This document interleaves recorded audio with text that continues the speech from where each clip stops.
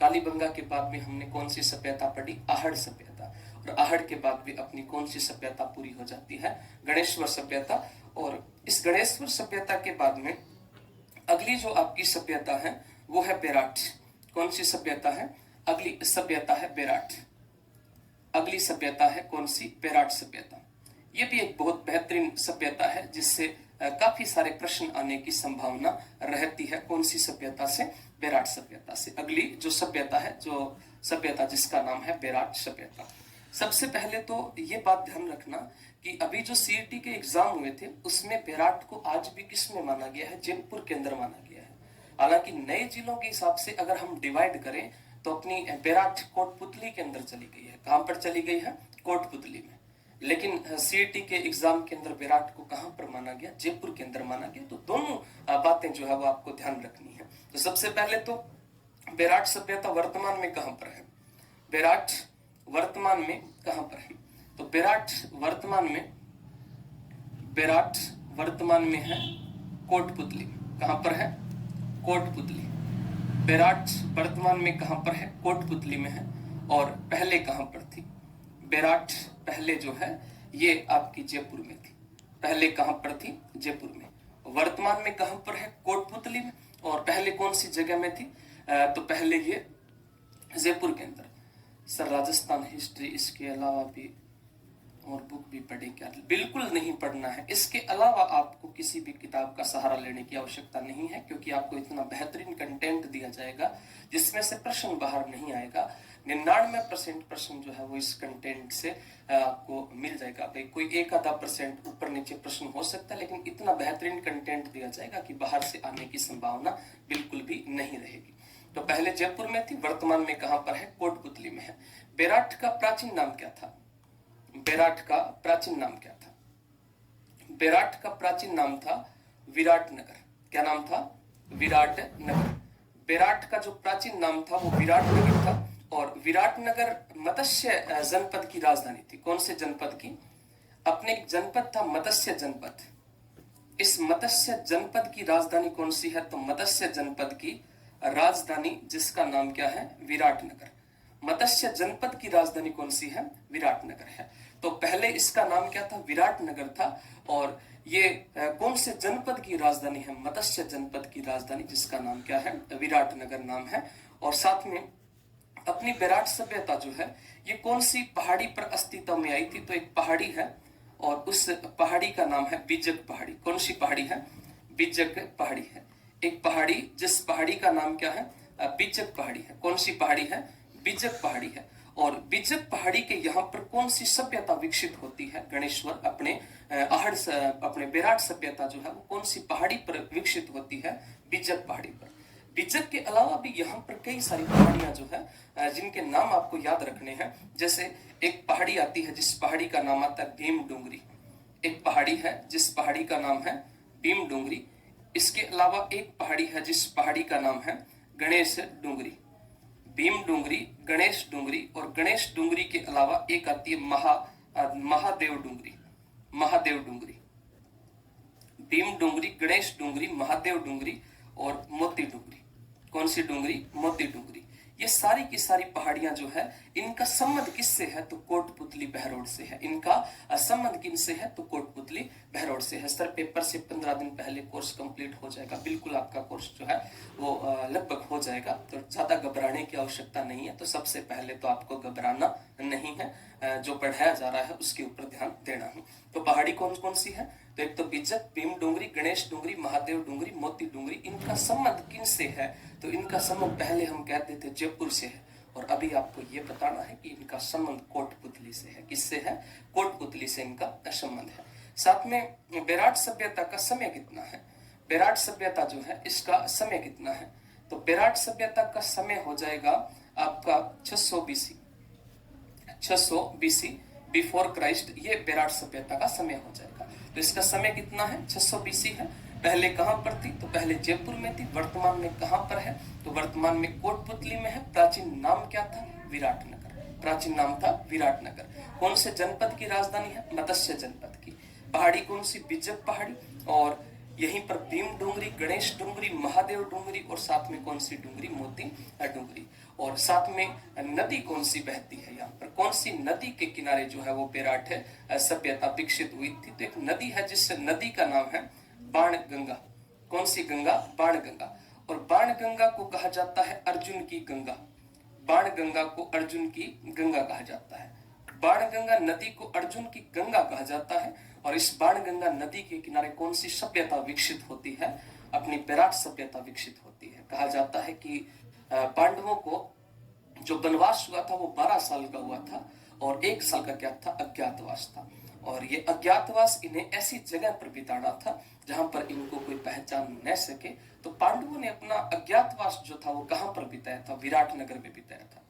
और जब ये विराट नगर के अंदर अपना अज्ञातवास बिता रहे थे, उसी समय कौरवों के साथ में इनकी कोई लड़ाई हो जाती, युद्ध हो जाता है।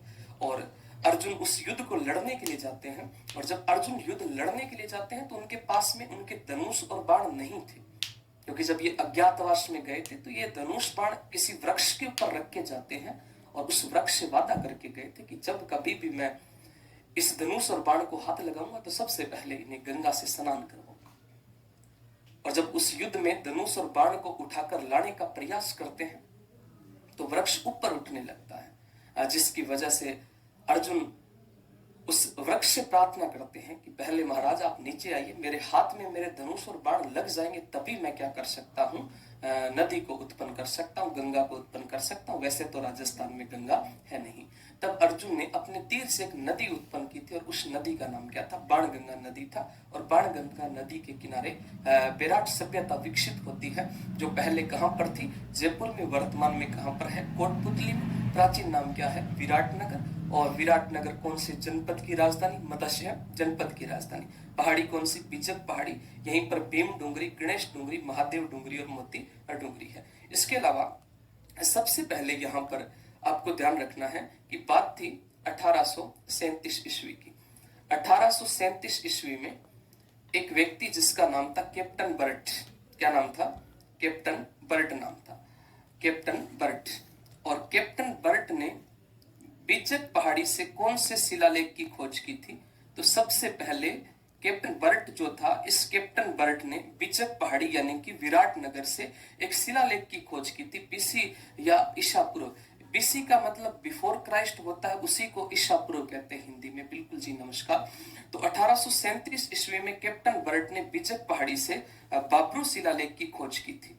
सबसे पहले इस सभ्यता के बारे में हमें अगर कोई प्रमाण मिलता है तो कौन सा मिलता है? 1837 ईस्वी में कैप्टन बर्ट ने बिजक पहाड़ी से कौन से शिलालेख की खोज की थी? एक शिलालेख, जिस शिलालेख का नाम आता है बाबरू शिलालेख। तो इस बाबरू शिलालेख की क्या करते हैं? खोज करते हैं। कहां से करते हैं? बेराट यानी कि बिजक पहाड़ी से बाबरू शिलालेख की खोज करते हैं। कौन करते हैं? तो कैप्टन बर्ट के द्वारा यहाँ पर बाबरू शिलालेख की खोज की जाती है। तो इस सभ्यता का पहला हमें अगर प्रमाण कहीं से मिलता है तो वो प्रमाण कौन सा शिलालेख है? बाबरू शिलालेख है। और इस बाबरू शिलालेख की खोज कैप्टन बर्ट के द्वारा की जाती है। बाबरू शिलालेख की खोज किसके द्वारा की जाती है? कैप्टन बर्ट के द्वारा बाबरू शिलालेख की खोज की जाती है। अपना जो बाबरू शिलालेख है, इस बाबरू शिलालेख की खोज किसके द्वारा की जाती है? कैप्टन बर्ट के द्वारा बाबरू शिलालेख की खोज की जाती है। और ये जो बाबरू शिलालेख है इसकी भाषा कौन सी है? बाबरू शिलालेख जो है इसकी भाषा कौन सी है? तो बाबरू शिलालेख जिसकी भाषा है प्राकृत। भाषा कौन सी है? प्राकृत भाषा है। कौन सी भाषा है? प्राकृत है। और इसमें लिपि कौन सी है? तो लिपि हो जाएगी ब्राह्मी। लिपि कौन सी हो जाएगी? ब्राह्मी। तो भाषा तो है प्राकृत और लिपि कौन सी है? ब्राह्मी लिपि है। तो बाबरू शिलालेख जो है सर रिकॉर्डेड क्लासें मिलेगी क्या? बिल्कुल, बाद में ये क्लासें आपके एप्लीकेशन पे रहती है, जाती नहीं है कहीं पर भी। तो बाबरू शिलालेख जो है इसकी भाषा कौन सी है? प्राकृत भाषा है। और लिपि कौन सी है? ब्राह्मी लिपि है। इसकी खोज जो है वो किसके द्वारा की गई थी? कैप्टन बर्ट के द्वारा। 1837 ईस्वी में सबसे पहले कैप्टन बर्ट ने बिजक पहाड़ी से बाबरू शिलालेख की खोज की थी। और ये जो बाबरू शिलालेख है, ये बाबरू शिलालेख हमें किसकी जानकारी देता है? अशोक मौर्य की। किसकी जानकारी देता है? अशोक मौर्य की जानकारी देता है। किसकी जानकारी देता है? अशोक मौर्य की जानकारी देता है। अशोक मौर्य की जानकारी देता है। अशोक मौर्य की जानकारी देता है। अशोक मौर्य की जानकारी कौन सा शिलालेख देता है? बाबरू शिलालेख। और साथ में तथा अशोक मौर्य ने गो हत्या पर क्या लगाई थी? रोक लगाई थी। अशोक मौर्य जो था, इस अशोक मौर्य ने किसके ऊपर रोक लगाई थी? गो हत्या पर रोक लगाई थी। गो हत्या पर क्या लगाई थी? रोक लगाई थी। गो हत्या पर रोक लगाई थी। और इन दोनों बातों की जानकारी जो है वो हमें कहां से मिलती है? बाबरू शिलालेख से मिलती है। तो एक तो हमें यहां से अशोक मौर्य की जानकारी मिलती है, और साथ में यह भी पता चलता है कि अशोक मौर्य जो था, इस अशोक मौर्य के द्वारा गो हत्या पर क्या लगा दी गई थी? रोक लगा दी गई थी। इस बात का पता हमें बाबरू शिलालेख से चलता है। अशोक मौर्य जो था, इसने 261 बीसी के अंदर एक युद्ध किया था, और उस युद्ध का नाम था कलिंग का युद्ध। कौन सा युद्ध था? कलिंग का युद्ध था। और कलिंग के युद्ध में भयंकर नरसंहार हुआ था।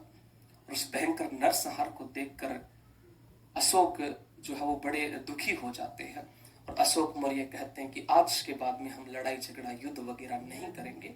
इन्होंने रणघोष के स्थान पर धर्मघोष को अपना लिया था, और इन्होंने एक शिलालेख लिखवाया, जिस शिलालेख का नाम क्या है? बाबरू शिलालेख। और बाबरू शिलालेख जो सबसे पहले 1837 ईस्वी में कैप्टन बर्ट को मिला था। किसको मिला था? कैप्टन बर्ट को मिला था। तो इस बाबरू शिलालेख को लिखवाया भी किसने था? अशोक मौर्य के द्वारा। कौन सा शिलालेख लिखवाया जाता है? बाबरू शिलालेख लिखवाया जाता है। भारत में सबसे पहले शिलालेख किसने लिखवाए थे? तो भारत में सबसे पहले शिलालेख अशोक मौर्य ने लिखवाए थे। भारत में सबसे पहले जो शिलालेख है, ये भारत में सबसे पहले शिलालेख किसके द्वारा लिखवाए गए हैं? तो भारत में सबसे पहले शिलालेख जो है ये अशोक मौर्य ने लिखवाए थे। भारत में सबसे पहले शिलालेख अशोक मौर्य के द्वारा लिखवाए गए हैं, जिस अशोक मौर्य का पूरा नाम क्या है? देवनाम प्रियदर्शनी। देवनाम प्रियदर्शनी चंड अशोका अशोक वर्धना अशोक नाम था जिनका, जिन्होंने भारत में सबसे पहले क्या लिखवाया था? शिलालेख लिखवाए थे। अशोक मौर्य ने भारत में सबसे पहले शिलालेख लिखवाए थे। इन्होंने शिलालेख लिखने की कला किससे सीखी थी? अशोक मौर्य ने शिलालेख लिखने की कला किनसे सीखी थी? शिलालेख लिखने की कला जो है, अशोक मौर्य ने शिलालेख लिखने की कला जो थी, ये कला दारा प्रथम या डेरियस प्रथम से सीखी थी। ईरान के कौन थे? ईरान के थे दारा प्रथम, या इन्हीं को किस नाम से जाना जाता है? डेरियस प्रथम के नाम से जाना जाता है। दारा प्रथम या डेरियस प्रथम जो था, इस दारा प्रथम या डेरियस प्रथम से अशोक मौर्य ने शिलालेख लिखने की कला सीखी थी। और भारत में सबसे पहले क्या लिखवाए थे? शिलालेख लिखवाए थे अशोक मौर्य ने। और जो एक शिलालेख हमें मिला है 1837 में, उस शिलालेख का नाम है बाबरू शिलालेख, जो भाषा जिसकी प्राकृत है, और साथ में लिपि कौन सी है? ब्राह्मी जिसकी लिपि है। अशोक मौर्य ने दारा प्रथम या डेरियस प्रथम से शिलालेख लिखने की कला सीखी थी। और अशोक के शिलालेख सबसे पहले पढ़े किसने थे? अशोक के शिलालेख जो है, अशोक के शिलालेख सबसे पहले जेम्स प्रिशेप ने पढ़े थे। अशोक के शिलालेख जो है, ये अशोक के शिलालेख सबसे पहले किसने पढ़े थे? सबसे पहले, या फिर पढ़ने का श्रेय किसको जाता है? सबसे पहले जेम्स प्रिशेप ने पढ़े थे। किसने पढ़े थे? जेम्स प्रिशेप ने पढ़े थे। जेम्स प्रिशेप करके एक व्यक्ति है, जिनके द्वारा अशोक मौर्य के शिलालेखों को सबसे पहले पढ़ा गया था। तो अशोक के शिलालेख किसने पढ़े थे? जेम्स प्रिशेप ने सबसे पहले अशोक के शिलालेखों को पढ़ा था। साथ में ये जो अपना शिलालेख है, इस शिलालेख के नीचे जो है वो हमें क्या देखने को मिलता है? इस शिलालेख के नीचे बौद्ध धर्म के 3 शब्द लिखे हैं। यहाँ पर बौद्ध धर्म के 3 शब्द लिखे हैं। बौद्ध धर्म के कितने शब्द लिखे हैं? इस शिलालेख के नीचे बौद्ध धर्म के 3 यहाँ पर क्या देखने को मिलते हैं? शब्द मिलते हैं। और शब्द कौन कौन से मिलते हैं? जैसे एक शब्द आता है बुद्ध, एक शब्द आता है धम्म, और एक शब्द आता है संघ। बुद्ध, धम्म और संघ, ये तीनों शब्द जो है वो यहाँ पर हमें देखने को मिलते हैं। कहाँ पर देखने को मिलते हैं? तो यहाँ पर कब तक हो जाएगा? आप चलने दीजिए, अच्छे से आपका टाइम पर हो जाएगा, आप टेंशन मत लीजिएगा, ठीक है। तो बौद्ध धर्म के 3 शब्द यहाँ से मिले हैं, एक बुद्ध और एक धम्म और एक संघ जो है वो यहाँ से देखने को मिलता है। और साथ में वर्तमान में ये शिलालेख कहाँ पर है? तो वर्तमान में 1840 ईस्वी में, वर्तमान में 1840 ईस्वी में इसे कहां पर रखा गया था? इसे Asiatic Society of Bengal, Asiatic Society of Bengal, Asiatic Society of Bengal, Asiatic Society of Bengal यानी कि कोलकाता। वर्तमान में इस शिलालेख को कहां पर रखा गया है? तो वर्तमान में इस शिलालेख को 1840 ईस्वी के अंदर एशियाटिक सोसाइटी ऑफ बंगाल के अंदर रखा गया था। तो ये जो बेराट सभ्यता है, इस बेराट सभ्यता के बारे में सबसे पहले हमने देखा कि 1837 ईस्वी में कैप्टन बर्ट के द्वारा यहाँ से एक शिलालेख की खोज की गई थी और उस शिलालेख का नाम क्या था? भाब्रू शिलालेख था। कौन सा? भाब्रू शिलालेख था। और जिस भाब्रू शिलालेख की रिप्लाई प्लीज। अरे टेंशन क्यों ले रहे हो आप? टेंशन लेने की आवश्यकता नहीं है। आपका सिलेबस टाइम से पूरा होगा और पूरा तभी होगा जब आप इन बातों को दिमाग से निकाल दोगे कि पूरा कब होगा, है ना। आपके दिमाग में, माइंड में ये सेट कर लीजिए कि हमारा सिलेबस कंप्लीट होगा, हमारा सिलेक्शन होगा, हमें लगातार पढ़ाई करनी है, तो कंटिन्यू चलता रहेगा। और अगर आप दिमाग में पहले ही ये साइको सेट कर लोगे कि कब तक पूरा होगा, तो ये रोज का रहेगा, एक दिन का नहीं है। रोज यही दिमाग में चलेगा कि न जाने कब पूरा होगा। तो पूरा तभी होगा जब हम इसको पढ़ेंगे। ओके, ठीक है। तो भाब्रू शिलालेख जिसकी भाषा प्राकृत है, लिपि कौन सी है? ब्राह्मी लिपि है। अशोक मौर्य की जानकारी देता है तथा अशोक मौर्य ने गो हत्या पर रोक लगाई, इस बात की भी यहाँ से जानकारी मिलती है। भारत में सबसे पहले शिलालेख अशोक मौर्य ने लिखवाए थे। और शिलालेख लिखने की कला किनसे सीखी थी? दारा प्रथम या डेरियस प्रथम से सीखी थी। अशोक के शिलालेख सबसे पहले जेम्स प्रिशेप ने पढ़े थे। यहाँ पर बौद्ध धर्म के 3 शब्द देखने को मिलते हैं और 3 शब्द कौन कौन से? बुद्ध धम्म और संघ देखने को मिलते हैं। साथ में वर्तमान में 1840 में एशियाटिक सोसाइटी ऑफ बंगाल के अंदर रखा गया। तो पहला इसको खोजने का प्रयास जो है वो यहीं से शुरू हो गया था 1837 ईस्वी में। उसके बाद में देखिएगा 1871 ईस्वी में, सबसे पहले 1837 और 1837 के बाद में 1871 ईस्वी, 1871 ईस्वी, 1871 ईस्वी में एक अंग्रेज अधिकारी था। क्या था? अंग्रेज अधिकारी था। 1871 ईस्वी में अंग्रेज अधिकारी जिसका नाम था कार्लाइल, कार्लाइल, एक अंग्रेज अधिकारी जिसका नाम है कार्लाइल। 1871 ईस्वी में अंग्रेज अधिकारी कार्लाइल जो था, इस कार्लाइल ने भीम डोंगरी से शिलालेख को खोजा था। कहां से शिलालेख को खोजा था? तो इन्होंने भीम डोंगरी से एक शिलालेख को खोजा था। इन्होंने भीम डोंगरी से शिलालेख खोजा था। भीम डोंगरी से इन्होंने किसकी खोज की थी? शिलालेख की खोज की थी, शिलालेख खोजा था। सबसे पहले 1837 ईस्वी में कैप्टन बर्ट जो था, इस कैप्टन बर्ट ने शिलालेख की खोज की जिसका नाम था भाब्रू शिलालेख, जिसमें हमें अशोक मौर्य यानी कि मौर्य वंश की जानकारी मिलती है, साथ में बौद्ध धर्म के भी प्रमाण वहां से देखने को मिलते हैं। दूसरा, यहाँ पर भीम डोंगरी से एक शिलालेख खोजा गया, किसके द्वारा? 1871 में अंग्रेज अधिकारी कार्लाइल के द्वारा यहाँ पर शिलालेख खोजा गया था। साथ में इन्होंने यहाँ से अशोक कालीन गोल मंदिर की खोज की थी। एक तो भीम डोंगरी से शिलालेख की खोज की थी, साथ में इनको यहाँ से अशोक का गोल मंदिर मिला था। अशोक का कौन सा मंदिर मिला था? तो अशोक का गोल मंदिर जो है ये भी इनको यहाँ पर देखने को मिलता है। तो एक तो भीम डोंगरी से क्या मिला था? शिलालेख मिला था। अशोक का यहाँ से क्या मिला था? गोल मंदिर मिला था। साथ में इनको मिला था बौद्ध विहार। क्या मिला था? बौद्ध विहार। साथ में इनको यहाँ से मिला था बौद्ध विहार और साथ में मिला था बौद्ध चैत्य, बौद्ध चैत्य। ये सारी चीजें जो है वो किसको मिलती है? तो ये सारी की सारी चीजें अंग्रेज अधिकारी कार्लाइल को मिलती है। कहां से मिलती है? भीम डोंगरी से। कहां से मिलती है? भीम डोंगरी से मिलती है। और एक तो यहाँ से शिलालेख मिला था, साथ में अशोक का गोल मंदिर यहाँ से देखने को मिलता है, साथ में यहाँ से बौद्ध विहार मिलता है, साथ में इनको यहाँ से बौद्ध चैत्य जो था वो देखने को मिला था। इसके अलावा एक प्रयास जो है वो अपने राजाओं के द्वारा भी किया गया था। राजवंश के दौरान भी एक प्रयास किया जाता है। और अपने जो यहाँ के एक राजा थे जिसका नाम था राम सिंह सेकंड, जयपुर के राजा थे जिसका नाम था राम सिंह सेकंड। और राम सिंह सेकंड वह राजा थे जिन्होंने 16 माह की उम्र में शासन संभाल लिया था, यानी कि 16 माह की अवस्था में क्या बन जाते? राजा बन जाते। राम सिंह सेकंड जो थे वो 16 माह के क्या बने थे? राजा बने थे। लेकिन 16 महीने का टाबर होता है और टाबर लाडला होता है, तो इनके समय में शासन की बागडोर लॉर्ड लुडलो के द्वारा संभाली जाती है। इस राम सिंह सेकंड जो था, इस राम सिंह सेकंड का किलेदार था, राम सिंह सेकंड का एक क्या था, किलेदार था। और राम सिंह सेकंड के किलेदार किताजी खंगारोत, जिसका नाम था किताजी खंगारोत, किताजी खंगारोत।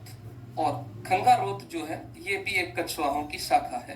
किताजी खंगारोत जो थे, इस किताजी खंगारोत ने बेराट से स्वर्ण कलश की खोज की थी। किसकी खोज की थी? स्वर्ण कलश की खोज की थी। किताजी खंगारोत ने बेराट से स्वर्ण कलश की खोज की थी, स्वर्ण कलश की खोज की। और जिसमें क्या था? जिसमें बुद्ध की अस्थियां थी, जिसमें महात्मा बुद्ध की क्या थी? तो महात्मा बुद्ध की अस्थियां मिली है। महात्मा बुद्ध की यहां से क्या मिली है? अस्थियां मिली है। महात्मा बुद्ध की क्या मिली है? अस्थियां इस सोने के कलश के अंदर मिली है। महात्मा बुद्ध की अस्थियां जो है वो सोने के कलश में मिली है। किसको मिली है? राम सिंह सेकंड का एक किलेदार था, जिस किलेदार का नाम था किताजी खंगारोत। तो राम सिंह सेकंड के किलेदार किताजी खंगारोत जो थे, इन्होंने यहां से एक स्वर्ण कलश की खोज की थी। और जब इन्होंने स्वर्ण कलश की खोज की तो इस स्वर्ण कलश के अंदर इनको किसकी अस्थियां मिली थी? इनको महात्मा बुद्ध की अस्थियां मिली थी। साथ में विधिवत रूप से अपनी बेराट सभ्यता की खोज कब होती है? विधिवत रूप से बेराट सभ्यता की खोज जो है ये 1936 में होती है। विधिवत रूप से बेराट सभ्यता की खोज होती है 1936 में। कब होती है? 1936 में विधिवत रूप से बेराट सभ्यता की खोज होती है। और कौन करते हैं? राय बहादुर दयाराम शाहनी, राय बहादुर दयाराम शाहनी करते हैं। विधिवत रूप से इस सभ्यता की खोज किसके द्वारा की गई? राय बहादुर दयाराम शाहनी के द्वारा जो है वो इसकी खोज की गई थी। और कब की गई? 1936 ईस्वी में राय बहादुर दयाराम शाहनी के द्वारा विधिवत रूप से इसकी खोज की गई थी। और साथ में बेराट सभ्यता का जो उत्खनन था, ये उत्खनन कब होता है? बेराट की खोज 1936 में हुई थी, उत्खनन हुआ था इसका 1962-63 में। और 1962-63 में दो व्यक्ति मिलकर करते हैं। एक का नाम था नील रतन बनर्जी, और एक का नाम था कैलाश दीक्षित। नील रतन बनर्जी और कैलाश दीक्षित जो है, ये दोनों मिलकर इसका क्या करते हैं? उत्खनन करते हैं। कौन सी सभ्यता का? बेराट सभ्यता का। तो खोज 1936 में कौन करते हैं? राय बहादुर दयाराम शाहनी करते हैं। उत्खनन 1962-63 में किसके द्वारा किया गया था? नील रतन बनर्जी और कैलाश दीक्षित के द्वारा किया गया था। तो हम कह सकते हैं कि राजस्थान की ऐसी सभ्यता जिसकी खोज स्वतंत्रता से पहले हुई है, राजस्थान की ऐसी सभ्यता जिसकी खोज स्वतंत्रता से पहले हुई है, राजस्थान की ऐसी सभ्यता जिसकी खोज स्वतंत्रता से पहले हुई, जिसकी खोज जो है ये खोज स्वतंत्रता से पहले हुई, राजस्थान की ऐसी सभ्यता जिसकी खोज स्वतंत्रता से पहले तथा उत्खनन स्वतंत्रता के बाद हुआ था। तथा इसका उत्खनन जो है, ये उत्खनन कब होता है? उत्खनन स्वतंत्रता के बाद होता है, उत्खनन स्वतंत्रता के बाद होता है। राजस्थान की ऐसी सभ्यता जिसकी खोज स्वतंत्रता से पहले और उत्खनन स्वतंत्रता के बाद में हुआ था। तो अपनी जो बेराट सभ्यता है, ये बेराट सभ्यता कहां पर है? तो वर्तमान में बेराट कोटपुतली के अंदर है। वर्तमान में कहां पर है? कोटपुतली में है। पहले कौन सी जगह पे थी? तो पहले जयपुर के अंदर थी। वर्तमान में कहां पर है? कोटपुतली में। और पहले कहां पर थी? जयपुर में थी। प्राचीन नाम इसका क्या था? विराटनगर। बेराट का प्राचीन नाम था विराटनगर। और विराटनगर कौन से जनपद की राजधानी है? तो विराटनगर मत्स्य जनपद की राजधानी है। और मत्स्य जनपद जो था, इस मत्स्य जनपद की राजधानी विराटनगर है। और इस विराटनगर के अंदर पांडवों के द्वारा अपना अज्ञातवास बिताया था। पांडवों ने अज्ञातवास कहां पर बिताया था? विराटनगर में बिताया था। यहाँ पर पहाड़ी, जिस पहाड़ी का नाम क्या है? बिजक पहाड़ी। तो बिजक पहाड़ी, भीम डोंगरी, गणेश डोंगरी, महादेव डोंगरी, मोती डोंगरी, इसका संबंध किससे है? तो इसका संबंध जो है वो कोटपुतली से है। इसका समय कितना है? 600 BC है। और नदी कौन सी है? बाणगंगा। और बाणगंगा नदी जो है ये अर्जुन के तीर से उत्पन्न हुई थी। 1837 में कैप्टन बर्ट ने बिजक की पहाड़ी से सबसे पहले एक शिलालेख की खोज की जिसका नाम था बाबरू शिलालेख। ये जो बाबरू शिलालेख है जिसकी भाषा कौन सी है? प्राकृत है। भाषा कौन सी है? प्राकृत भाषा है। कौन से शिलालेख की? बाबरू या शिलालेख की। और लिपि कौन सी है बाबरू शिलालेख की? तो लिपि है ब्राह्मी। अशोक मौर्य की जानकारी देता है ये शिलालेख। साथ में इसमें यह भी लिखा है कि अशोक मौर्य ने गो हत्या पर क्या लगा दी थी? रोक लगा दी थी। भारत में सबसे पहले जो शिलालेख है वो किसने लिखवाए थे? अशोक मौर्य ने लिखवाए थे। अशोक मौर्य ने शिलालेख लिखने की कला किससे सीखी थी? दारा प्रथम या डेरियस प्रथम से सीखी थी। इनके शिलालेखों को सबसे पहले पढ़ने का श्रेय किसको जाता है? जेम्स प्रिशेप को जाता है। साथ में ये जो शिलालेख है इस शिलालेख के नीचे बौद्ध धर्म के 3 शब्द लिखे हैं। कौन कौन से शब्द लिखे? जैसे एक तो शब्द है बुद्ध, एक शब्द है धम और एक शब्द कौन सा है? संघ है। बुद्ध, धम और संघ शब्द यहाँ पर लिखे हैं।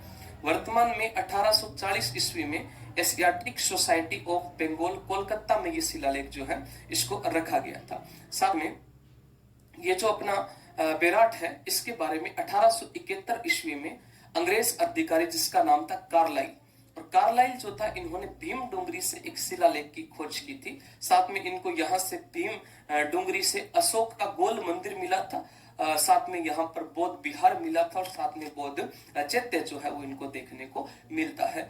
साथ में राम सिंह सेकंड के किलेदार जिसका नाम था किताजी खंगारोत, राम सिंह सेकंड के किलेदार जिसका नाम था किताजी खंगारोत, और किताजी खंगारोत ने बेराट से कौन से कलश की खोज की? स्वर्ण कलश की खोज की थी। और इस स्वर्ण कलश के अंदर किसकी अस्थियां हैं? महात्मा बुद्ध की क्या है? अस्थियां हैं।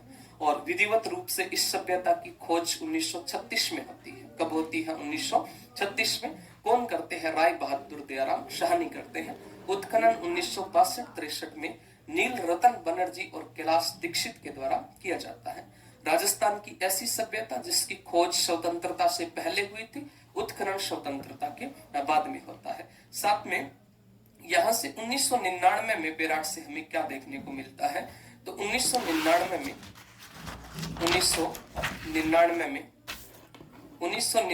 में बेराट से बौद्ध विहार स्तूप, यहां से क्या मिला था? बौद्ध विहार स्तूप मिला था। 1999 में यहां से बौद्ध विहार स्तूप,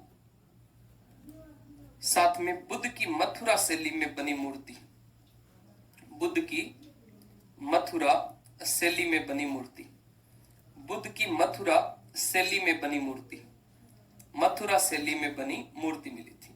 बुद्ध की मथुरा शैली में बनी क्या मिली थी? मूर्ति मिली थी। तो एक तो यहाँ पर हमें बेराट से 1999 में बौद्ध विहार स्तूप मिलता है, बौद्ध विहार स्तूप यहाँ से मिला था। साथ में महात्मा बुद्ध की मथुरा शैली के अंदर बनी यहाँ पर क्या मिली थी? मूर्ति मिली थी। और ये जो मथुरा शैली के अंदर बुद्ध की बनी हुई मूर्ति है ये सबसे प्राचीन मूर्ति है। कैसी मूर्ति है?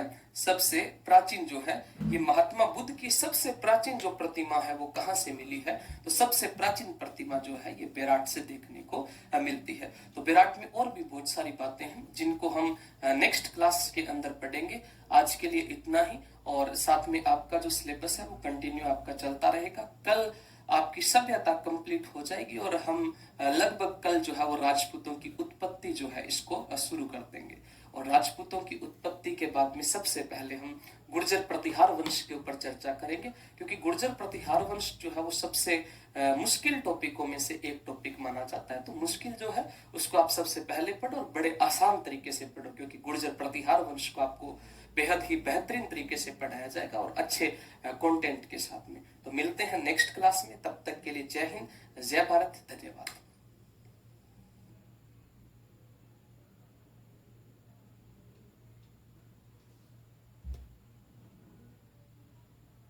कहां पर थी? जयपुर के अंदर थी। कौन सी नदी के किनारे? बाणगंगा नदी के किनारे अपनी कौन सी सभ्यता है? तो बाणगंगा नदी के किनारे बेराट सभ्यता है। बाणगंगा नदी अर्जुन के तीर से उत्पन्न हुई थी, इसकी बात हमने कर ली थी। विराट सभ्यता जिसका समय 600 बीसी था, जिसका समय कितना था 600 बीसी था। और साथ में हमने ये भी बात किया था कि विराट बिज्जत की पहाड़ी के यहाँ पर अस्तित्व में आती है और यहाँ पर कई पहाड़ियां थी, जैसे बिज्जत पहाड़ी, भीम डूंगरी, गणेश डूंगरी, महादेव डूंगरी, मोती डूंगरी। इन सब का संबंध जो है वो किससे है? कोटपुतली गया है, तो लगभग संबंध जो है वो किससे है? कोटपुतली बहरोड से है। उसके बाद में हमने बात किया था कि अपनी विराट सभ्यता के बारे में सबसे पहले जो है वो 1837 ईस्वी के अंदर कैप्टन बर्ट नाम के एक व्यक्ति थे। और कैप्टन बर्ट जो था, इसने एक शिलालेख जिसका नाम था बाबरू शिलालेख, बिज्जत की पहाड़ी से इन्होंने बाबरू शिलालेख की खोज की थी। और जिस बाबरू शिलालेख की भाषा कौन सी है? प्राकृत है। और लिपि कौन सी है? ब्राह्मी लिपि है। बाबरू शिलालेख अशोक मौर्य के द्वारा लिखवाया गया है कि कलिंग युद्ध के बाद में अशोक मौर्य ने रणघोष के स्थान पर धर्मघोष को अपनाया था और बाबरू शिलालेख को लिखवाते हैं। इस अशोक मौर्य के द्वारा बाबरू शिलालेख को लिखवाया गया और अशोक मौर्य ने राजस्थान में सब भारत में सबसे पहले जो शिलालेख है वो किसने लिखवाए थे? अशोक मौर्य ने लिखवाए थे।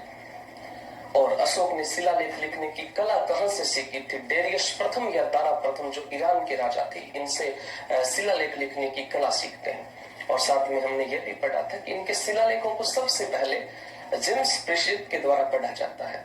और ये जो बाबरू शिलालेख है ये वर्तमान में एशियाटिक सोसाइटी ऑफ बंगाल यानी कि कोलकाता के अंदर ये शिलालेख जो है वो रखा गया है। कोलकाता में ये शिलालेख रखा गया है, यह भी हमने पढ़ा था। साथ में हमने बात किया था कि शिलालेख के नीचे 3 शब्द लिखे हैं बौद्ध धर्म के, बुद्ध, धम्म और संघ। इसका मतलब ये हुआ कि यहाँ से हमें बौद्ध धर्म की भी जानकारी मिलती है और साथ में मौर्य वंश की भी जानकारी विराट सभ्यता से देखने को मिलती है।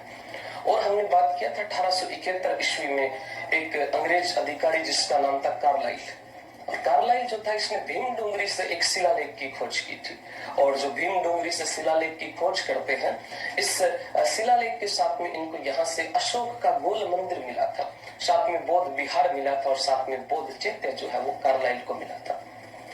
अपने जयपुर के राजा राम सिंह सेकंड जो थे, इस राम सिंह सेकंड के द्वारा भी यहाँ पर कुछ सर्वेक्षण करने के प्रयास किए गए थे। इनका एक किलेदार था जिसका नाम था किताजी खंगारोत। और किताजी खंगारोत जब यहाँ पर खुदाई करते हैं तो इनको एक स्वर्ण कलश मिलता है और बताया जाता है कि स्वर्ण कलश के अंदर महात्मा बुद्ध की क्या थी? अस्थियां थी। और हमने पढ़ा था कि ये जो विराट सभ्यता है, इस विराट सभ्यता की सबसे पहले जो खोज है वो 1936 ईस्वी के अंदर राय बहादुर दयाराम शाहनी के द्वारा की जाती है। इसका उत्खनन जो था ये 1962-63 के अंदर होता है, नील रतन बनर्जी और कैलाश दीक्षित के द्वारा किया जाता है। हम कह सकते हैं कि राजस्थान की ऐसी सभ्यता जिसकी खोज स्वतंत्रता से पहले हुई थी और जिसका उत्खनन जो है वो स्वतंत्रता के बाद हुआ था। इसके अलावा हमने ये भी पढ़ा था कि यहाँ से 1999 ईस्वी के अंदर जो है वो बुद्ध की मथुरा शैली में बनी मूर्ति मिली थी, बौद्ध विहार स्तूप मिला था। और ये बुद्ध की सबसे प्राचीन जो प्रतिमा है वो कौन सी थी? तो मथुरा शैली की प्रतिमा, जो कहां से मिली है? विराट से मिली है। यहाँ तक हमने पिछली क्लास के अंदर बात कर लिया था और आज हम आगे की बात करते हैं कि विराट सभ्यता जो है इससे हमें और क्या क्या जानकारियां जो है वो देखने को मिलती है। अपनी जो सभ्यता चल रही थी वो सभ्यता थी जिसका नाम था विराट सभ्यता। अपने जिस सभ्यता के ऊपर चर्चा कर रहे थे उस सभ्यता का नाम था विराट सभ्यता। हम विराट सभ्यता पढ़ रहे थे, विराट सभ्यता पढ़ रहे थे। देखिए विराट सभ्यता जो है यहाँ पर हमें सूती कपड़े में बंधी 36 चांदी की मुद्रा मिली है। यहाँ से हमें सूती कपड़े में बंधी, यहाँ से हमें सूती कपड़े में बंधी 36 चांदी की क्या मिली है? मुद्रा मिली है। सूती कपड़े में बंधी, सूती कपड़े में बंधी, सूती कपड़े में बंधी 36 चांदी की क्या मिली है? मुद्रा मिली है। चांदी की मुद्रा मिली है। यहाँ से चांदी की मुद्रा या यूं कहें कि सिक्के जो है ये मिले हैं। और कितने सिक्के विराट से हमें देखने को मिलते हैं? तो 36 यहाँ पर हमें सिक्के मिले हैं। और किसमें बंधे हैं? तो सूती कपड़े के अंदर जो है ये बंधे हैं। और किसके है? चांदी के है। किसके है? चांदी के है। साथ में ये जो 36 यहाँ से हमें सिक्के या मुद्रा मिले हैं, इनमें से 28 तो क्या है? इंडो ग्रीक है। इन सिक्कों में से 28 सिक्के तो इंडो ग्रीक है 28 तो कैसे है, इंडो ग्रीक है।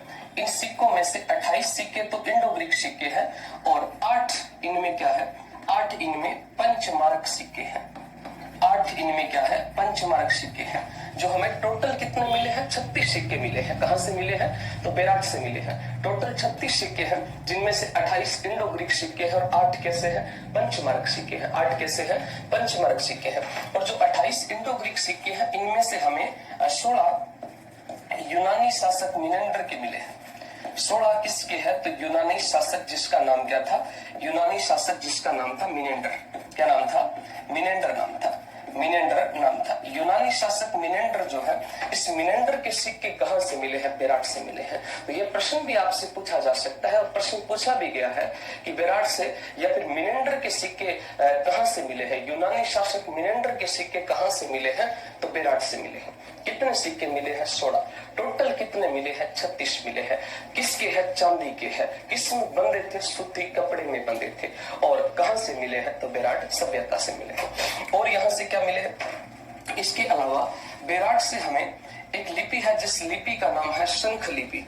यहां से हमें कौन सी लिपि के साक्ष्य मिलते हैं, तो शंख लिपि के साक्ष्य कौन सी सभ्यता से मिले हैं, शंख लिपि के साक्ष्य जो है, इस शंख लिपि के साक्ष्य बेराट सभ्यता से मिले हैं। शंख लिपि के साक्ष्य कौन सी सभ्यता से मिले हैं, शंख लिपि के साक्ष्य बेराट सभ्यता से देखने को मिलते हैं। तो हमने बात किया कि सूती कपड़े में बंधी 36 जो है वो हमें मुद्रा मिली है चांदी की, जिनमें से 28 इंडो ग्रीक है, 8 पंचमारक है। इंडो ग्रीक में से 16 यूनानी शासक मिनेंडर की है। साथ में कौन सी लिपि के साक्ष्य मिले हैं, तो शंख लिपि के यहाँ से हमें साक्ष्य देखने को मिलते हैं। बेराट से शंख लिपि के साक्ष्य जो है वो देखने को मिलते हैं। और बेराट से हमें क्या मिलता है, आगे देखिएगा। बेराट सभ्यता जो है, यहाँ पर पत्थर की अधिकता थी। बेराट के अंदर जो है ये पत्थर प्रचुर मात्रा में था। यहाँ पर पत्थर की क्या थी, पत्थर की अधिकता थी। यहाँ पर पत्थर की क्या थी, अधिकता। बेराट के अंदर पत्थर की अधिकता थी। किसकी अधिकता थी, पत्थर की अधिकता थी। परंतु जो मकान है वो मकान किसके बने हैं, मकान ईंटों से बने हैं। परंतु मकान किसके बनाए गए हैं, तो मकान ईंटों से निर्मित है। मकान किससे निर्मित है, ईंटों से निर्मित है, ईंटों से निर्मित है। बेराट अपनी ऐसी सभ्यता है जहां पर पत्थर बहुत अधिक मात्रा में था। पत्थर जो है वो अधिक मात्रा में था, लेकिन फिर भी यहाँ पर हमें मकान जो है वो किसके देखने को मिलते हैं, तो मकान यहाँ पर हमें ईंटों के देखने को मिलते हैं। कौन से ईंटों के मकान है, तो मकान पक्की ईंटों के हैं। कौन से ईंटों के मकान यहाँ से मिले हैं, तो पक्की ईंटों के यहाँ पर मकान जो है वो हमें देखने को मिलते हैं। पत्थर की अधिकता जरूर है, लेकिन मकान किसके हैं, ईंटों के बने हुए हैं। और कौन सी ईंटों के बने हैं, तो ये आपके पक्की ईंटों से निर्मित मकान है। यहाँ से हमें 6 से 7 कमरों का एक भवन मिला है। 6 से 7 कमरों का एक भवन मिला है। 6 से 7 कमरों का भवन मिला है। 6 से 7 कमरों का यहाँ पर हमें क्या देखने को मिलता है, भवन देखने को मिलता है। 6 से 7 कमरों का यहाँ पर भवन मिला है। और जिसको किस नाम से जाना जाता है, जिसको बौद्ध मठ कहा जाता है। जिसको किस नाम से जानते हैं, तो बौद्ध मठ के नाम से जानते हैं। तो यहाँ से हमें 6 से 7 कमरों का एक भवन मिला है। और इसको हम किस नाम से जानते हैं, तो बौद्ध मठ के नाम से जानते हैं। किस नाम से जानते हैं, बौद्ध मठ के नाम से जानते हैं। और भी बेराट से कई सारी चीजें मिली हैं, जैसे मिट्टी के यहाँ से पूजा पात्र देखने को मिलते हैं। किसके पूजा पात्र मिले हैं, तो बेराट से हमें मिट्टी के पूजा पात्र देखने को मिलते हैं। किसके पूजा पात्र है, मिट्टी के पूजा पात्र। मिट्टी के यहाँ से हमें क्या देखने को मिलते हैं, पूजा पत्र मिलते हैं। पूजा पत्र मिले हैं। मिट्टी के पूजा पत्र बेराट सभ्यता से देखने को मिलते हैं। इसके अलावा मिट्टी का यहाँ पर क्या मिला है, तो मिट्टी का यहाँ पर मिला है लोटा। मिट्टी का लोटा, मिट्टी की थाली मिली है। एक मिट्टी का लोटा मिला है। इसके अलावा मिट्टी की यहाँ पर क्या मिली है, थाली जो है वो देखने को मिलती है। साथ में यहाँ पर मिट्टी का हमें क्या देखने को मिलता है, मटका देखने को मिलता है। मिट्टी का यहाँ पर क्या देखने को मिलता है, मटका देखने को मिलता है। इसके अलावा नाचते हुए पक्षी, नाचते हुए पक्षी देखने को मिले हैं। नाचते हुए पक्षी के साक्ष्य जो है ये भी हमें कहां से मिले हैं? विराट सभ्यता से मिले हैं। नाचते हुए पक्षी के साक्ष्य विराट सभ्यता से मिले हैं। साथ में यहाँ पर हमें पत्थर की संदूक मिली है। क्या मिली है? पत्थर की संदूक जो है ये देखने को मिली है। पत्थर की यहाँ पर क्या मिली है? संदूक जो है ये देखने को मिली है। इसके अलावा यहाँ पर हमें लोहे की कील मिली है। लोहे की क्या मिली है? तो लोहे की कील के साक्ष्य जो है ये भी हमें कहां से मिले हैं? विराट सभ्यता से मिले हैं। तो विराट से हमें क्या क्या चीजें देखने को मिलती है? जैसे मिट्टी के पूजा पात्र विराट से मिलते हैं। लोहे लोटा यहाँ से देखने को मिलता है। थाली यहाँ पर देखने को मिलती है। मिट्टी का मटका यहाँ पर देखने को मिलता है। नाचते हुए पक्षी यहाँ पर देखने को मिलते हैं। पत्थर की संदूक यहाँ पर देखने को मिली है। लोहे की कील भी यहाँ पर देखने को मिली है। साथ में विराट जो है यहाँ पर हमें अकबरकालीन सिक्के ढालने वाली टकसाल मिली है। यहाँ पर हमें अकबरकालीन सिक्के ढालने वाली टकसाल मिली है। अकबरकालीन सिक्के ढालने वाली टकसाल मिली है। अकबरकालीन सिक्के ढालने वाली टकसाल मिली है। अकबरकालीन सिक्के ढालने वाली टकसाल कहाँ से मिली है?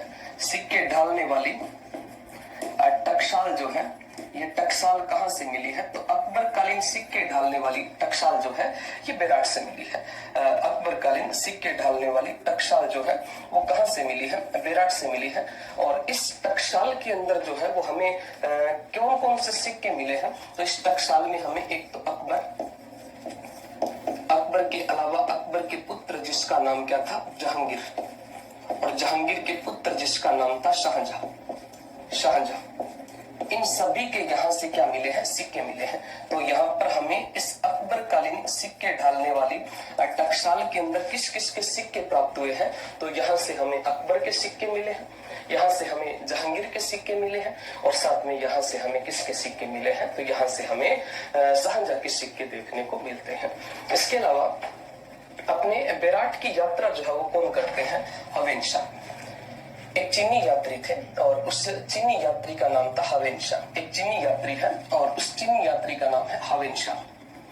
चीनी यात्री थे और उस चीनी यात्री का नाम था हवेन शाह। चीनी यात्री जिसका नाम था हवेन शाह। चीनी यात्री जिसका नाम था हवेन शाह। और हवेन शाह जो है, इस हवेन शाह ने किसकी यात्रा की थी? विराट की यात्रा की थी। इसने विराट की यात्रा की थी। हवेनशांग ने विराट की यात्रा की थी। इस हवेनशांग ने विराट की यात्रा करके विराट के लिए कौन से शब्द का प्रयोग किया था? तो विराट को जो शब्द दिया था इसने, जिसका नाम था प्रोलिए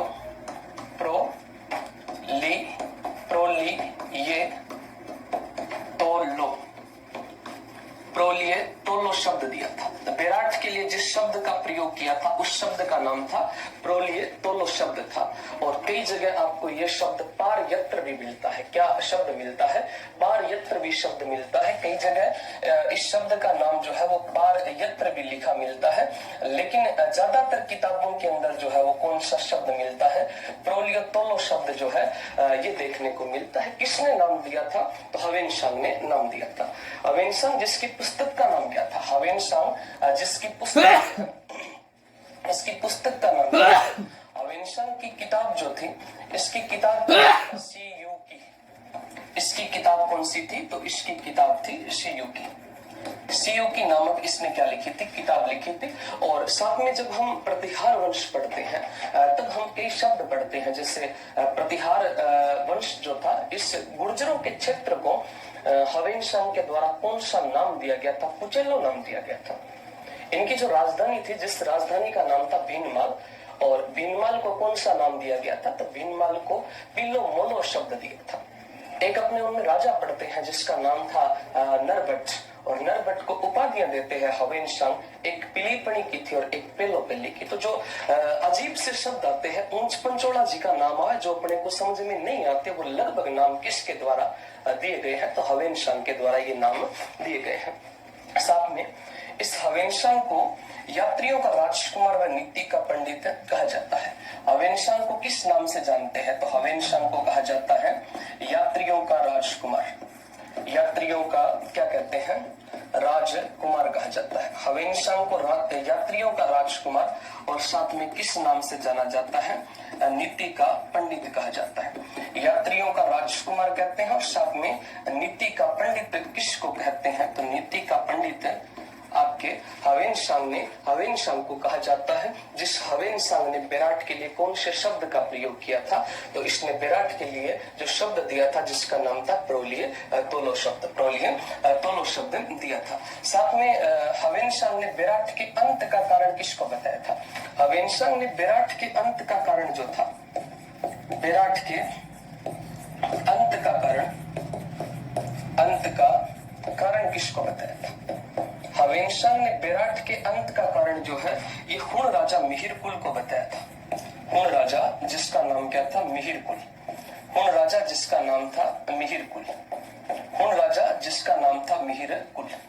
हुण राजा मिहिरकुल को विराट के अंत का कारण किसने बताया था? हवेनसांग ने। तो हवेनसांग विराट के अंत का कारण हुण राजा मिहिरकुल को बताते हैं। और इसी के साथ में आपकी विराट सभ्यता भी पूरी होती है। हम थोड़ा सा और रिवीजन करते हैं। तो जितना आप रिवीजन करोगे उतना ही आपके दिमाग में ये बातें बैठती रहेगी। तो सूती कपड़े में बंदी 36 चांदी की यहाँ पर मुद्रा मिली है और जिनमें से 8 इंडो ग्रीक है और 8 जो है वो पंचमारक है, 28 क्या है? इंडो ग्रीक है। 28 मुद्राओं में से यूनानी शासक मिनेंडर की कितनी है? 16 है। शंख लिपि के यहाँ पर हमें साक्ष्य देखने को मिलते हैं।